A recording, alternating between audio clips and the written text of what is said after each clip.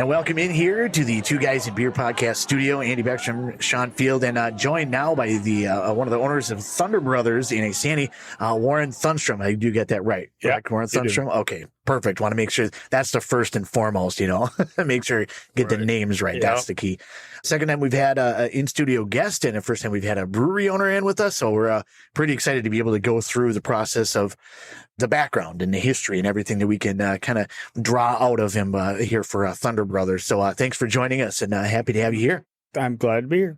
We're going to talk a little bit about some of the kind of the history, some of the background of making beer, and some of the things like that. So first and foremost, we start pretty much every episode. If you haven't watched, we select one of our beers and then we get that going. So Sean, you want to grab one? Yeah, I'll grab one here.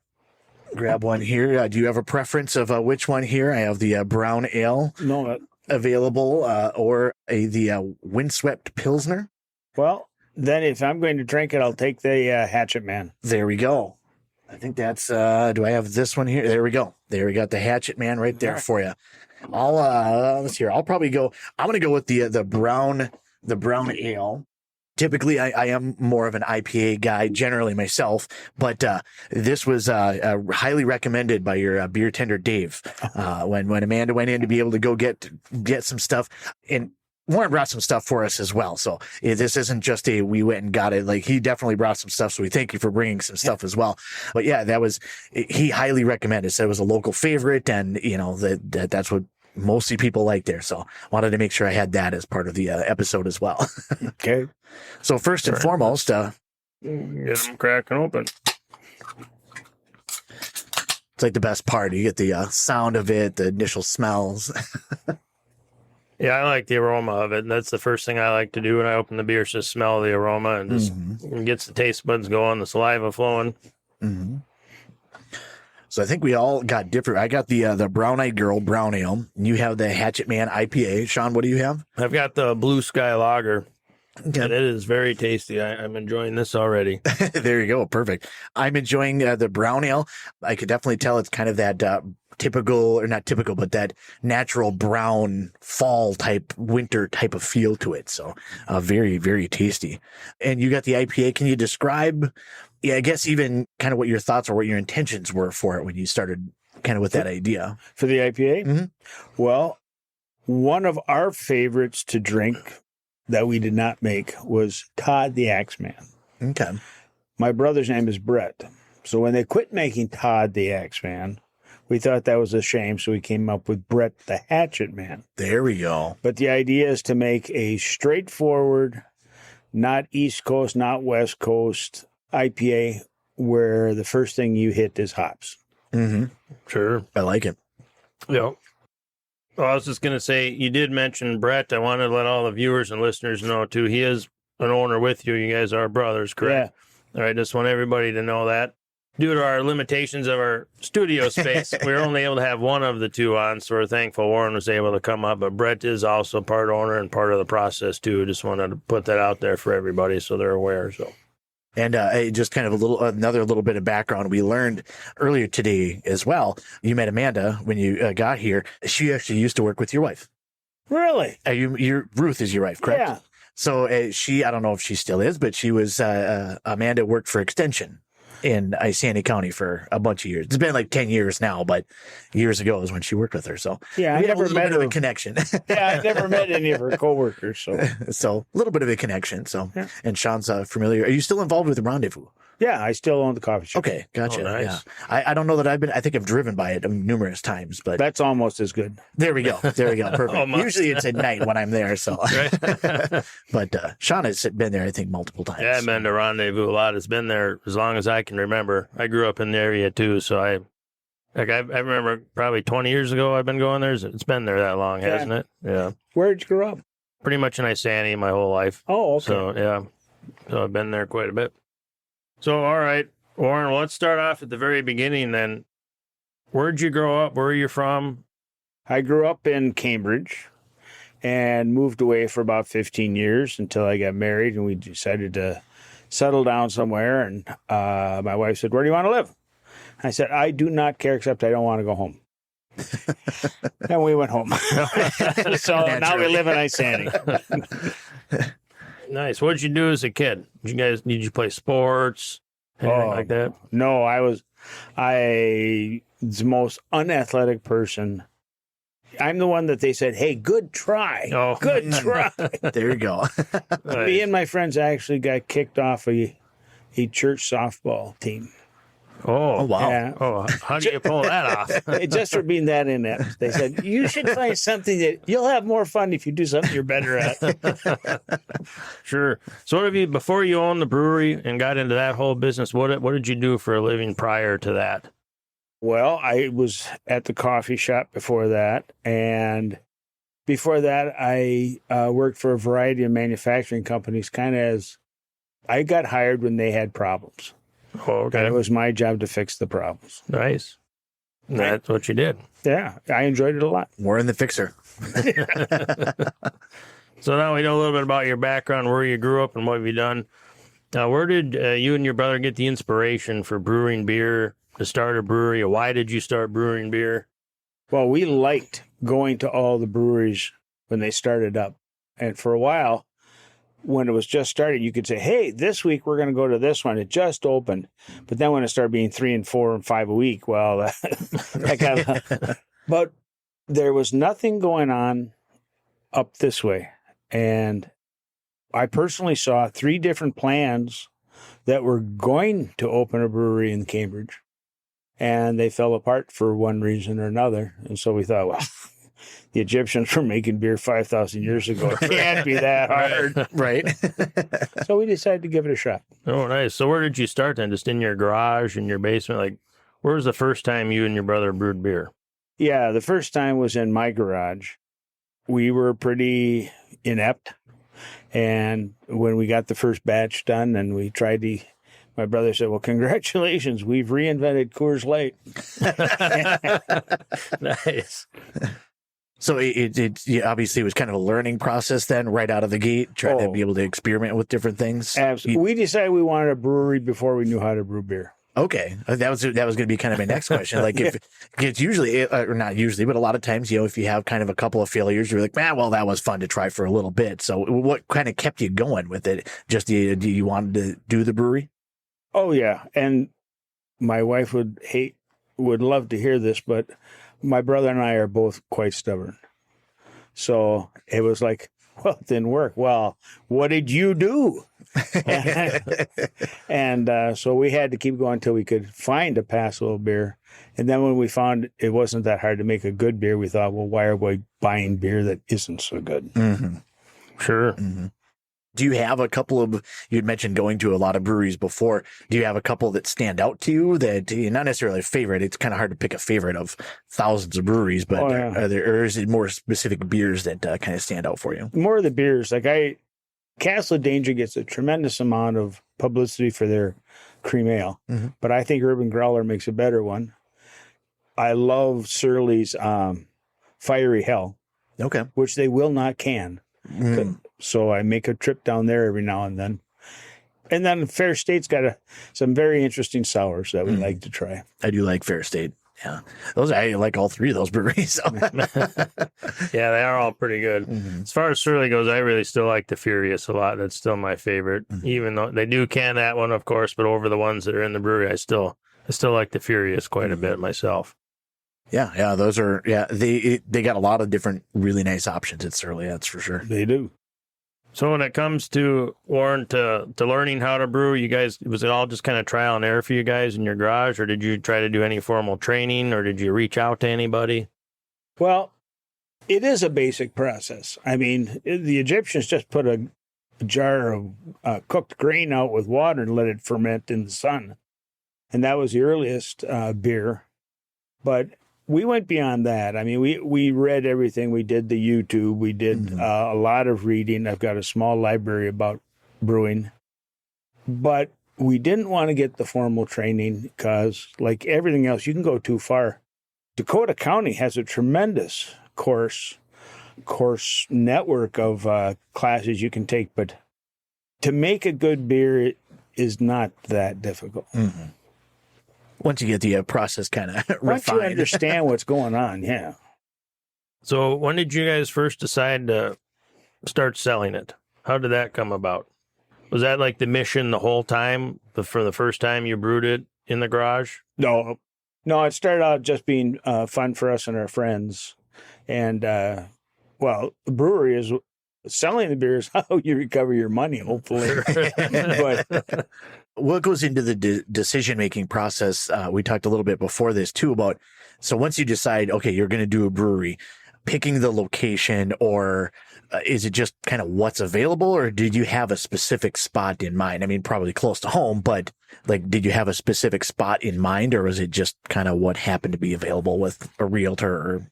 Yeah, no, at the time we started, commercial property was very slim. So we took the first big enough space we could find. Mm-hmm. I had been to your previous location, over by the kind of down by the tanning place, the chiropractor, and that part. What went into the decision making then to move to the other? Was it just more space, more availability, or was it just better visibility along the highway? Well, it was definitely better visibility, and our neighbors did not want to have a brewery next to them. They thought it despite the fact that the landlord extended the lease, they didn't think that it shone well on them. So we were, who wants to stay where you're not welcome? Sure, that's fair. It is kind of interesting with some of that. Like there was you talked about breweries that had plans that were going to go forward. There was one in Malacca at one point in time that was going to go there, and they had to rezone. It was on a block because they zoned by block. But that one little building was still zoned commercial, but they couldn't do it because the whole block was zoned for residential. And when they were trying to zone it differently, like residents, like, oh, there's going to be drunk drivers all over the place and people ripping up and down the highway, and it's just going to be chaos. We don't need another bar in town. And it was just kind of impressive to like listen to, not in a positive way, but impressive to listen to what some of the pushback is sometime with that, like you're saying, like that would reflect bad upon them, that, there's this, I think still somehow there's still some people out there that think, oh, it's a bar, or it's going to have these type of negative issues. But I've never really experienced that with all the breweries. It's always been positive, I guess, to me. Yeah, I'd say you can make 2 lists of bars and breweries, and old time bars are dark. Old time bars have very few windows or smoked windows. Breweries generally want a lot of light in. They encourage families to come in. Mm-hmm. They close earlier so they aren't getting the 2 a.m. closing crowd. So drunkenness is rarely a problem. Mm-hmm. Yeah, I was going to mention that too, about like the brewery culture too. What I've noticed over the years and going to microbreweries, it's a family atmosphere. I've never seen a fight in a brewery. You go to a bar and people are always trying to fight, like you said, later on in the night, and it just gets kind of ridiculous. And the most people that I go to the brewery, they have 2, maybe 3 beers, and they cut out of there, and they still drive responsibly. Not that people don't maybe drink a little too much at a brewery from time to time, but it doesn't seem as prevalent or as common as a bar. It's just more of a fun, relaxed atmosphere. You're drinking good beer. You're having good conversation. Specifically at your brewery, I know I didn't get a chance to go. I tried to go there when you were doing the helicopter races, just fun things like that. Like, I want to go and do one of those. So if you guys do that again, you might find me there trying to fly one of those things. Like, that's fun stuff. You go there to have a good time and drink beer, not be stupid. When you first opened your brewery, then when you moved to the original location to the new one, did you guys encounter any issues with like licensing fees and trying to get approved by the city, or like how does that process work? It's never ending. Is what happens.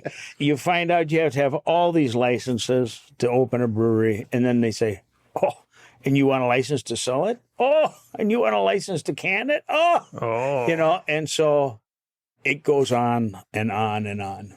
And every time you make a new label, you have to pay to get that registered. And really? Oh yeah. Wow. Yeah. Because I think if you make a new beer, like you have to submit all the specs and everything to the state for approval. Yeah. And they're not picking on you, but that's just the system you got. And you don't really know that until you get involved in it. Sure. Yeah. I never would have thought that. And there isn't really, at least not that I've been able to find, not that I research it all that often, but I don't think that there's just a standard checklist out there. No. That has all of the stuff. It's probably a lot of Okay, well, I guess we're not doing it this week. We're going to submit for that and wait a little while. And then every city and county are different. Our county does not choose to get involved, but the city very much cares, and the state cares whether you're on city water or well water. Oh, sure. Are you on well water or is it city water? No, we're city water. Okay. We've talked a little bit on previous episodes too that water is such a huge thing. Do you have a process, or is the water that you have kind of up to what you want it to be, or do you have like filters or reverse osmosis, whatever it may be? Yeah, no, the water is very good quality, but then we also do charcoal filter it, and then we test the pH before we get involved in it. Cool. Okay, so there's still a process there to make sure that water is where you want it to brew your beer. What kind of equipment did you first start out with? As far You mean when we're down to being a pot, or when we started a brewery? Well, you can start that. The first thing you started with as a pot and the first brewery? Well, we did. We started with a pot, and you got all these magazines from like Brew R Us, or any Brewing for Dummies and stuff, and some of it works and some of it doesn't work so well. Now, when we got into brewing, we knew into starting a brewery, you have to be very careful about deciding what your power source is going to be. Are you going to use steam? Well, if you have steam, what's going to generate that steam? Do you have to have licenses for like boilers? Or are you going to go electric? Or are you going to go gas? And are you vented for these things? Oh, sure. So we found an outfit that sold us, they're now defunct, called Colorado Brewing, which was brewery size brew in a bag, where with steel containers. So you would brew 200 gallons and you could lift them up and they drain and everything. And it's all power assisted. And that's worked out pretty well for us. Now, is a lot of the equipment the same at the new location, or did you upgrade equipment with a different space? No, we moved. Okay. We moved what we had. Okay. So we got the different breweries, or not breweries, the different beers that we have here, the brown ale, the Pilsner, IPA. What is kind of the thought process when you decide? Do you just try to experiment with different things on a smaller scale, or do you just have an idea and let's toss something into a big batch and see how it turns out? Like what's the process developing, I guess, a new taste or a new flavor? Well, the amount of time to make 5 gallons or 200 gallons is the same. So it's not a time factor. It's how much money do you want to risk on your ingredients? Mm-hmm. And if you're just trying to tweak something, we might want a Pilsner with a little more zest or something. We'll just go ahead and do it. But now, like, we're going to do a cranberry beer. Okay. And this will be quite a bit different for us. So, are we going to go whole hog or are we going to go half hog? We haven't quite decided yet. Mm-hmm. Okay. Is with that, you mentioned kind of tweaking it. Do you do like a fair amount of tweaking, or do you have a handful of them that are, nope, this is the way that it's going to be. This is how it's worked, and it's pretty much the same every time? Well, once you make a beer like any of the ones we're drinking here, you can't sell it under that label if you change it. Mm-hmm. So if you're going to change the hops or change something, you have to put a new label on it. Mm-hmm. And because your ABV will be different and it'll taste different, and the state wants to know what you're making. Right. So we will change. We're not at all hesitant about that. And we have some fun doing that. We have a series of beers we do in the summer we call lawnmower beers, because when you're done mowing the lawn, that's what you want to slam down. That's what we talk about. We have a lawnmower scale. Yeah. It's mostly kind of in jest to, there was an article years ago from, that had, I believe, Pete Coors in it, that, he when he, for a long time, but, until obviously things have changed in the industry, but for a long time, he didn't understand craft beer. He didn't understand, none of it made sense to him. It wasn't a matter of getting drunk. It was more a matter of, well, if I'm going to mow the lawn, I want to have one before I start. I want to have maybe 2 while I'm mowing lawn and maybe a couple, 3, 4 afterwards, like just to stay refreshed. So Coors Light that's his mindset, and that's all he would ever, kind of get behind. So now, kind of in jest or whatever, we kind of have a little lawnmower scale of how many you would have mowing a proverbial lawn. So we do. So I'll rate the Blue Sky Lager on our lawnmower scale. A 5 is the best. I'd give this a 5. I'm definitely enjoying this lager. Blue Sky Lager from Thunder Brothers, and I would definitely want to drink as many as I could after I mowed the yard. Trying to remember it's crisp, it's clean. I really do like it. This is a really good beer. Good. Trying to remember what the other scale was that we had. I think it was maybe sitting by the campfire scale. We try to make up different things. You know, Oh, yeah. just have fun with Yeah, it. for the darker, cozier beers. Exactly. Yeah. This would definitely be something that I would have either out at the campfire or otherwise we have a little grain bin Zebo that we've, made out there, like, a little fire pit in there. I definitely have a couple of these out there with that for sure. So talking about these ingredients and stuff and how you can't change them much because, you'd have to file the licenses for the state to change the labels and all that. Where do you source your ingredients? Do you try to do it locally here? Is there a national supplier? Well, we try to do as much locally as we can. There is Malt Works up by Detroit Lakes, and they do some good grain. BSG is the nation's supply house. There are some hop growers around locally, and we have bought hops from them. Are you aware of the hop farm out in Foley? I was just going to say, I thought there was one over towards Foley. I wasn't sure where it is, but I feel like I've driven by it before. Yeah, they did a real nice job, but they got hit with a windstorm. Mm. And then they found that if you had damage in Washington State, where hops is a big product, you can insure it. But it's a niche crop in Minnesota, and they wouldn't cover the damage, and it put them out of business. Couldn't get crop insurance? Right. Oh.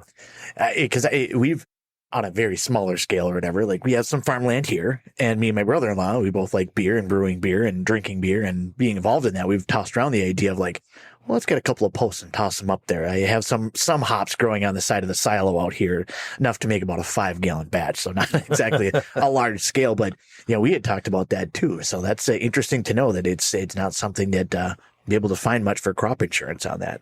Yeah. I suppose because of the scale of it, there's just not much of it. Well, you got a couple 100 acres out here. You might as well Exactly. start. Yeah, 100%. Only if we can get the insurance. Right. So on an average year, then Warren, how many pounds of hops do you buy? How much grain? Well, at first we were trying to inventory and balance how much of this and that and the other thing. What we found is that instead, for a better use of our money, everything is so readily available. We really only need to buy about 2 or 3 brews ahead of time. Oh, okay. Because we can get everything delivered in 48 hours. Okay. Nice. Okay. You didn't run into any like supply chain issues much at all, like a handful of years ago? Well, I mean, I suppose everything probably was, but yeah, during COVID, things were a little ugly. But other than that, no. How did that process, I guess, now that I mentioned it, how did that process kind of go? Like, what were some of the changes that you guys went through? Because that was, I think you had already been in the new location a little while, but it's still a different location. Now you're trying to do to-go beers or what was that process kind of going like? All right, you lost me. just through like 2020 or just through the COVID years, like with all the regulations and everything. Like some restaurants could sell some stuff, but Yeah, 2020, the tap room had to close. But what we would do is we'd still make beer, and we would put on our Facebook page, okay, Saturday we're selling and filling growlers from this hour to this hour. And that's all we could do. were you able to do anything outside, or is that still against like regulations of being too much crowds or anything like that? Oh, no. We do. We had a couple of smoker fests with barbecue trucks this summer, and we've had beanbag or cornhole and things like that. So, no, it's not been a problem. You mentioned a smoker fest. Is that like a competition thing, or just bring some smokers out there? No, it's a competition thing. Oh, interesting. Yeah. Last week we had our buddy Clint, who's a competition smoker, on there. So, Clint, if you're watching and listening, Right. we'll have to get you set up with that one. So, right after we have the two guys competition out here, Right. It might be just him, but that's fine. We're always looking for something to interest people. Mm-hmm. And so at one point we thought, well, what about drone racing? Mm. Oh, yeah, no, that we went online and looked, and the people, it's so fast. It's like trying to follow mosquitoes. It's super Right. fast. I watched it on TV at one point. I'm like, I don't know how you track it. I don't know how you it was weird. And then we thought, well, there's these guys that do actual medieval combat. Heck yeah. Sign me up for that. And they have to make their own uniforms, and it's like 100 pounds. But because of that, they look like these guys on the old electric football games that vibrate. Oh. They can run, they can barely move. So we thought, no, that's too slow. Sure. So who comes up with those ideas to do those events and the fun, excitement things that you guys put on there? You guys just all brainstorm it together. Just that might sound like fun. Actually, I think our staff comes up with most of it.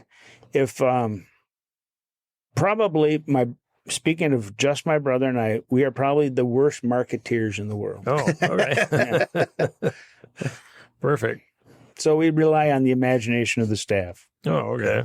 Well, that's fun. That includes them too and keeps them more engaged. And I suppose they really enjoy what they're doing anyways at a brewery, because it's a different type of work. You know, people are more passionate about it and interested in it. And stuff. I have seen you guys have done like trivia, and I think isn't there like a young professionals networking thing that was set up by the realist agents. I think they're involved in that. I play baseball with Brody, so I like to heckle him every time that I can. So trivia is very popular. We have teams.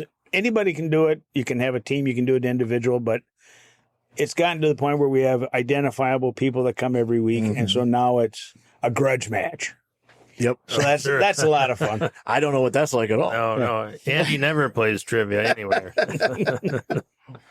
So thinking of the early days of when you guys first opened, do you have any like memorable moments that stand out when you first got going that really like, yeah, this is really cool? Most of our memorable moments were about things we did wrong. Oh, sure. Like what? Name one thing you did wrong. Well, we made a batch of beer and we burned it. Ooh. And so, gosh, we don't want to send that down the drain. What can we do to salvage it? So we're trying to doctor it up, and we found that we could make a pretty good beer out of it if we added barbecue sauce. Oh. But it wouldn't stay in solution. So we said, well, we got to get rid of that burnt taste. What are we going to do? And we said, charcoal filtering.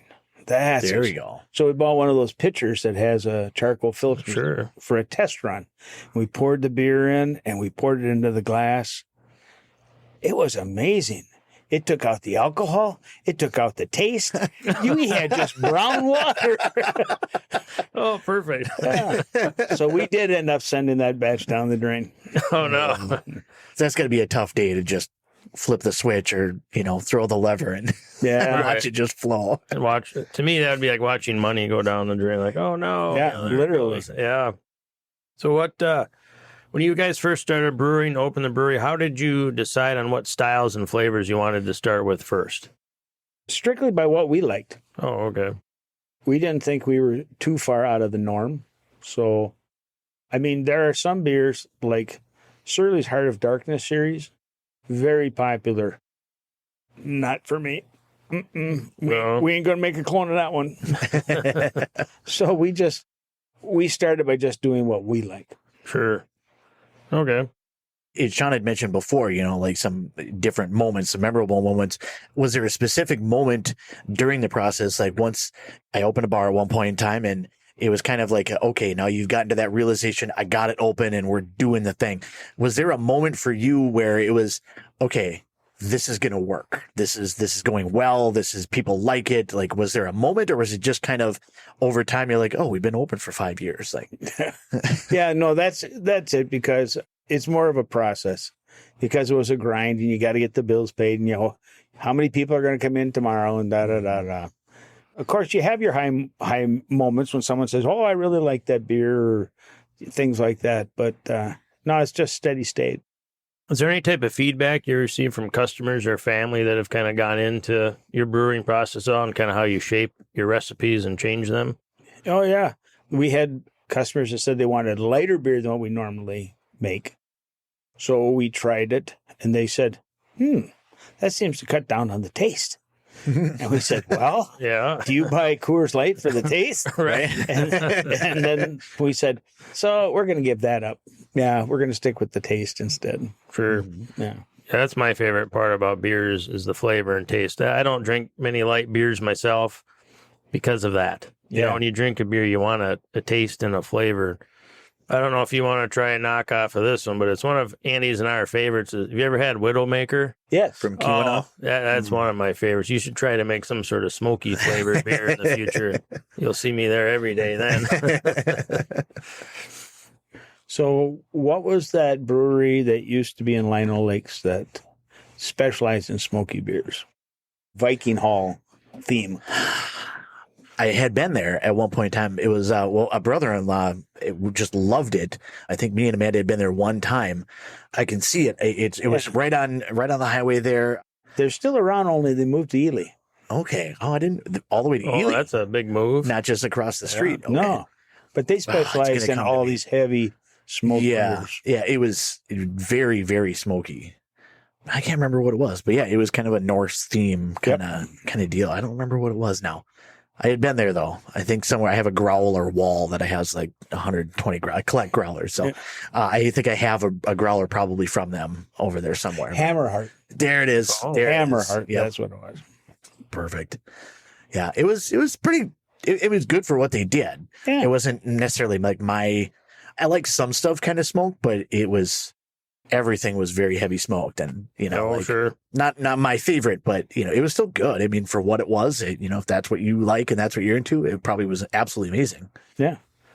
So think about after you've been open for a while, a year or 2 years.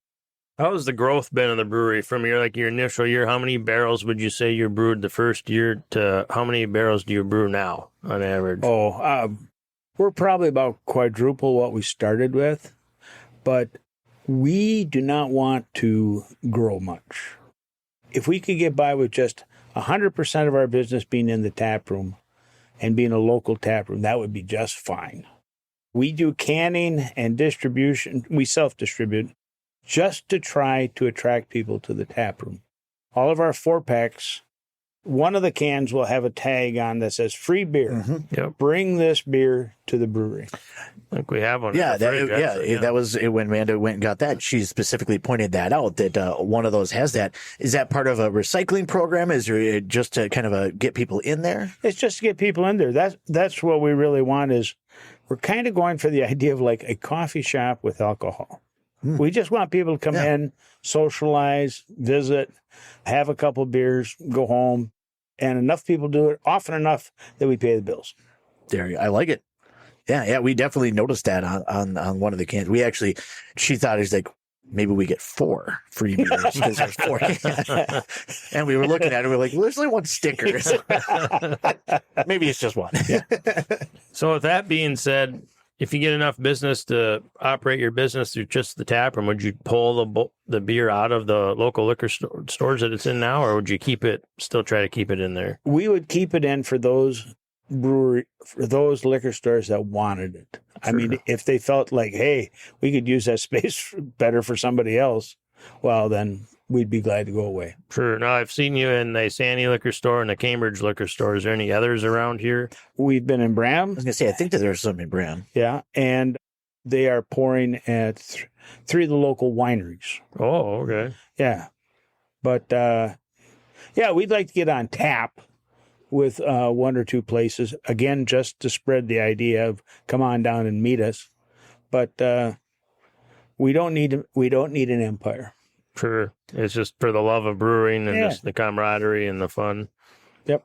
Wonder what would it take to get on tap at a bar? Like the Cambridge Bar and Grill, I've seen they had like 320 was there once a few years ago with one of their beers. What would that take to do that? Well, it's not a regulatory thing or anything. It's just what they think their customers want. And because we run a tap room, gosh, some places might think we would be a competitor because we're too close. Oh, sure. So I would think that probably nobody within 5 miles would want us on tap. Oh, okay. But if Dairy Queen wants us on tap, that's fine. Sure. So do you have the capacity in your facility there to put beer in kegs then? Yeah. Can somebody come in like myself and buy a keg? You do? Oh, okay. Yeah, cool. We sell kegs. Oh, nice. I didn't know that. Cool. I'm going to have to keep that in mind for the 2 Guys in Beer podcast smoking competition with Clint. So I do have another question kind of talking about beer, and don't know if I saw this on your Facebook page or not, but it's kind of becoming a thing. You know, marijuana is becoming more legal everywhere, and I've seen beers with THC in it. Did you have one with THC in it because that shop is right next to you? Oh boy, you've really opened a big can. It is quite tall. Yeah. It's Yeah. Well, right now it's just CBD. Oh, okay. You know, THC hemp derived, which is like the poor cousin, Sure. and you are not allowed to mix THC and alcohol. Okay. I was wondering like how that would even jive, you know. Mm. Yeah, in fact, I'm interested in how that's gonna shake out after the first of the year, because we talked to we do make a THC seltzer, but we talked to the state like, okay, what can we do after the first of the year when all marijuana is legal? And they said you can't do alcohol and marijuana unless you have two separate addresses with two separate buildings. So he said, well, I guess we're not going to do that. Sure. Fair I enough. mean, does THC really need to be in beer anyways? You know, I don't know that it really needs Right. to. Like, what would be the benefit of having that in beer? I don't use it.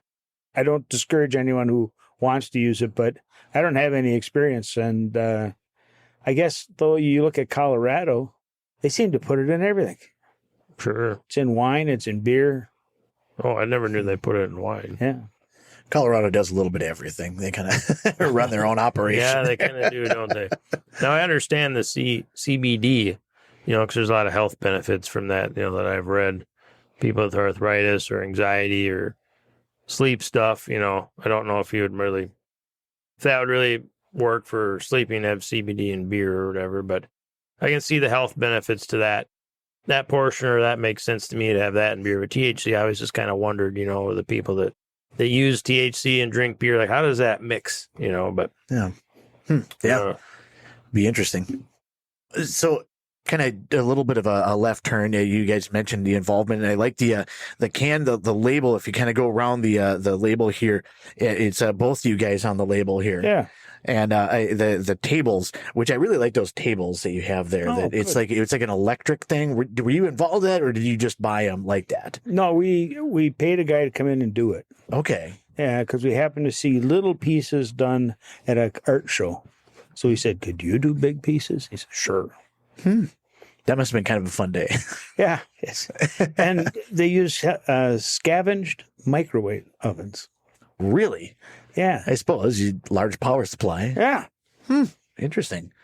So involvement obviously on the label, but so how involved are you guys still in, like, I mean, obviously like the background, the day-to-day, the normal running of a business, but as far as like beer tending or being there, you guys there still pretty routinely, or is it more got other people kind of running the front side of things? Well, we are the only two people that make the beer and keg it and clean the equipment and et cetera, et cetera. Our staff runs the bar. We will tend bar occasionally, my brother more than I, but that's because he'll do that and while I do the books. So, and then we both show up for all the events. Mhm. So we're not absentee landlords. Okay. Yeah, because it's kind of interesting. We've read about or, discussed different breweries that when they get so big, they're just basically the name or the face, but they're not involved in anything anymore. So it's kind of nice to be able to still have that attachment to it. Yeah. Yeah, when it comes to brewing beer, Warren, we've kind of talked about some of the ingredients you use and kind of the ideas of how you've come up with it. What we've kind of noticed in the brewing community is how many different breweries kind of collaborate together. Have you guys collaborated with another brewery on brewing any type of beer of any kind? No, we haven't. Partially, I suppose, because we haven't been approached, and partially because my brother and I have enough trouble agreeing between the two of us. Sure. There is a funny story. A few years ago, the brewing community had a contest, and you had to make a beer out of Minnesota ingredients. And I won't name names, but the winner used milfoil and zebra mussels. Okay. And Interesting. yeah. And they won, and it was quite clever. And then it had to be pulled from the market because you can't legally have animal proteins in beer. Oh, But it was an honest mistake. sure. But that's why you aren't drinking it now. Sure. Interesting. Huh. Interesting. Yeah. Well, that's cool. Yeah. I mean, it's a lot of good information. If there were to be somebody that's just starting out, like let's say me and Sean are going to open a brewery in 2026. We're not, because I don't know that that's going to happen. Yeah, that won't happen. But let's say, let's say that I won the Mega Millions on Friday, and like buying the equipment and things like that aren't an issue. What are some tips that you would give to somebody that is maybe just starting out? I guess even as a home brewer. The very first thing is decide what you want to get out of it. If you're looking to become a huge business, well, your approach is going to be different than if you just want to say you make the best beer that you and your buddies like. And you have to satisfy yourself before you can satisfy anyone else. Mm-hmm. I like it. Sean, you got more on your list here? Yeah, I was kind of curious. What's the most popular beer you guys have right now? Right now would be the Blue Sky. I can taste why. Has that been your most popular beer the whole time you guys have been open, from the first location to the second, or has it kind of changed? It changes with time. We make one in the summer that's very, very heavy in citrus hops, and that's a real summer seller. Blue Sky is probably the best year round. Okay. Yeah. Nice. How does innovation go for you guys while keeping true to your same kind of brand of your brewery? Like, how does that, I can't get the right question there. As far as innovation, we kind of talked about you don't really change things too much because of the label on the can, but when you do come out with a new beer and stuff, how does any new beer you come out with, how do you keep that in mind to keep with your same branded image of the beers you already have? Well, see, you're much more sophisticated than we are. We don't have an image. I mean, we're two schmucks that are enjoying what we do in making beer. What we will do is, and we generally do this every winter, is we will make some test beers in 5-gallon batches. Oh, okay. And put them on the bar and just give it away. But we say, but you don't get this unless we get a review. Sure. Written paper right now. We want to know what you think. Oh, okay. And that kind of shapes. And then it's people are interested, like, well, this avocado one is not for me, or whatever. Sure. What date does that happen at? Yeah. Well, like we did last winter, we did kvass, which is Russian brewed tea, and it's alcoholic. But a few people liked it, but not enough that we're going to go crazy with it. Mm-hmm. So it's kind of a little bit of crowdsourcing to a certain extent. Yeah, absolutely. So I suppose kind of staying with what something you like, but at the same time getting feedback. So we see the mini growler. Do you guys still do the full growlers, or is that just if somebody brings one in? No, we do the full growlers too. Okay, gotcha. I just want to make sure I judge my wife for getting the small one. How am I supposed to watch the Vikings game with just like 2 beers? So in previous episodes, Warren, we've kind of talked about, Andy's, he's kind of a big IPA drinker. I don't really have a specific. I like IPAs, but I'll kind of drink a little bit of everything. We did one episode that was out of a North Dakota brewery that was dill pickle flavored beer. And we kind of went on a little tangent about it. Seems like some IPAs are getting kind of gimmicky with their flavors, like a dill pickle beer. It was okay, but are you really going to buy a 4-pack of dill pickle flavored beer? You know what I mean? So do you guys have any of those type of gimmicky type beers? Have you ever tried that? Just some crazy flavor just for the heck of it, throwing it out there for an IPA? We have not. I can tell you last week at the coffee shop, we had pickled herring coffee. Oh, okay. Yeah. But no, the brewery, we haven't. Some of the ones, like you say, have turned out to be pretty interesting, but some of the ones like Captain Crunch beer they had one time, sure, not a big fan. Yeah. I've seen, what else have I seen? The York Peppermint Patty beer. I forget the company that made the salted nut roll beer. That wasn't too bad. Oh, yeah. Who made that? That was okay. Now Invictus just made Nut Goody. Oh, did they? Yeah. Okay. And there was a State Fair beer for a little while. It was the salted nut roll, the Pearson salted nut roll. Yep. Yeah. I don't remember who that was though. I know I've seen it though. A can. We got cans of them somewhere, but it was years ago. But anyways, yeah. Yeah, we were just kind of talking about that. It seems like, we like IPAs. Andy really likes IPAs, but sometimes some of those flavors seem to be get a little over the top and like away from like a true beer, I guess. Yeah, well, in trivia the other week, they just had asked, what was the strongest beer ever made? And it is Snake venom. right. Yeah, I was going to say, I think we talked about it once. I was trying to find it. I haven't found it yet, but Well, it's made in Scotland. I don't think you'll be able to find it here. 161 proof. that's crazy. It'd be like one little sip. Oh, that's all we need of that. You just pop the top and you smell it. So what makes? I agree with you. What makes that a beer? Like- It's more alcohol than. It would be pure alcohol, right? Yeah. Yeah, I don't know. I don't know where they come up with that stuff, but I suppose there's a market for it if it's still out there. You know, Yeah. some people's buying it somewhere. But so what's the biggest challenge like breweries currently face, or your brewery? What do you think is the biggest challenge? Well, the brewing industry seems to be contracting in Minnesota. So I'd say some people got over enthusiastic. I'd say the biggest challenge we face is just trying to perfect our brewing. We make some good beer, but we think we could do better. Sure. If you were to list, even if it's a handful of things, but if you were to think about what is one of or a couple of things that you're probably most proud of through this entire process, like from the idea, you know, like in the just with the pot in the garage all the way up to now, like anywhere in there, like just some of the things, or even maybe the top thing that you're probably most proud of. Well, we've got a handful of inventions, and I use that word very loosely, that has made life easier. And they've always been head slappers like, why didn't we think of that long ago, you know? But it's kind of cool, and we see other people struggle, and we go, wow, we got that one nailed down. We know how to do that. Mm-hmm. We enjoy the fact that you're talking about some that grow real big. Well, we've grown some, but we're approachable. And so we like knowing who walks through the door. And we like being on good terms with everyone in the city. We have no problem talking to anyone on the city council, the police department. We're in good graces. And yeah, I guess that's what we're happiest about.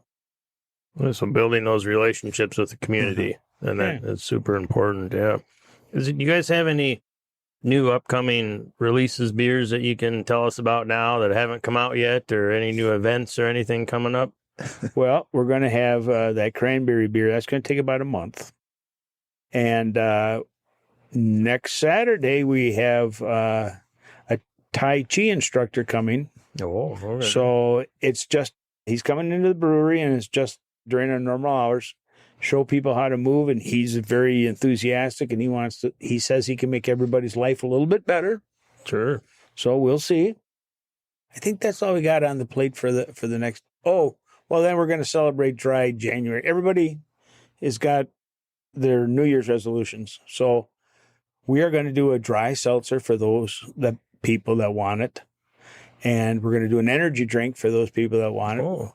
So we don't want, we sell beer, but we don't want anyone to drink that doesn't want to drink. Sure. So, well, we still want their company. Sure.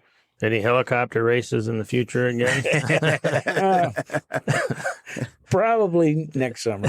How'd that go? Did it go pretty well? Because I didn't get there. I really tried, but Well, it was real fun because they're radio controlled, and they're only about as big as your beer can. And we'd have them go through hula hoops and under tables and stuff, and then yeah, we just had a great time with them. sure. Did that create a lot of excitement? Did a lot of people try it out? Most people were hesitant. They'll go, "You do it first." Anybody pretty successful? Yeah. Some of the usually our staff, because they'd play with them before anyone else got. Sure. Makes sense. Got to practice and try it out. That's right. Well, cool. Yeah. You got anything more on your? No, I have nothing else. We appreciate your time, Warren. We want to give another plug to Thunder Brothers Brewery in Isani, Minnesota. Where can people find you? On Facebook? Any other social media? Websites? Instagram. Highway 65 between North Cambridge and Isani. You can find us there. Perfect. Yeah. Perfect. Anything else you'd like to add, just as a recap, or anything else that we haven't asked about? No, it's just that we've been enjoying the whole process, and we'd like people to come in and enjoy with us. Wonderful. Yeah. We hope everybody does. It's a fun atmosphere. You know, it's kind of nice and laid back, and cool place. We actually had was it 2 years ago, I think we had I play baseball with the Eastern Mini. We had our end of the year recap, our little meeting for playoffs at the end of the year, actually at the brewery. We sat outside on some of the picnic benches for a little bit, but So isn't that the team that our landlord's daughter manages? Might be. I think so. Well, they'd be the Redbirds in Asani. Oh no, that wasn't. Okay. Yeah. But yeah, no, I mean, it's always a great time going out there, but yeah, it's a lot of fun to be there and, cool atmosphere and a lot of good beer. So definitely go and check that out. If you're looking to find us on anything, check it out on all the podcast places. Like, share, subscribe, the general, everything like that. Sean, anything else you want to toss in? No, when you get to Thunder Brothers Brewery, I had the Big Sky Lager. Make sure you get yourself some of those, or Blue Sky Lager. I'm sorry. Get yourself one of those. Try it out. It's super good beer if you like lager beer. Mm-hmm. I had the Brown Eye Girl Brown Ale, which was fantastic, and I'm looking forward to trying the IPA here in a little bit as well. And I drink it all. That's even better. I guess I do have one more question. You had mentioned before about going to many with different breweries when they would new open. Do you still get a chance to get out to many breweries now and kind of, not necessarily even compare, but just be able to go and kind of relax and check out a new place? Oh yeah, yeah, absolutely. Good. It's always good to be able to still maintain the ability to do that. So do you have a favorite? No, that would be impolite. I can tell you that the next one I want to go to is Beer Cave in Hopkins. Oh, okay. Okay. I don't think I've been to that one. Never been to that one either. So I'll put that on my list. Yep. Exactly. So, well, Warren, we appreciate you joining us up here and making the trek north. And I definitely appreciate you bringing us the beer as well. Okay. Hope you enjoyed listening along with us or watching along, I guess, depending on where you're consuming either the beer or the podcast itself. But definitely go check out Thunder Brothers in Asani or a couple of different liquor stores that are kind of around the area. Be able to find yourself some and definitely enjoy it. But until next time, cheers.